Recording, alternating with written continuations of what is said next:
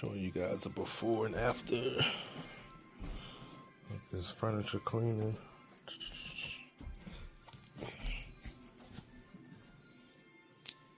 So should clean up pretty good. I actually was here yesterday and I did the carpet. As you can see, one spot came back. Not really sure what it was, but I'll treat it again before I leave and try to get the spot out. It was like a nice little traffic area right in front of here. I cleaned that room also. And it's another room to the left.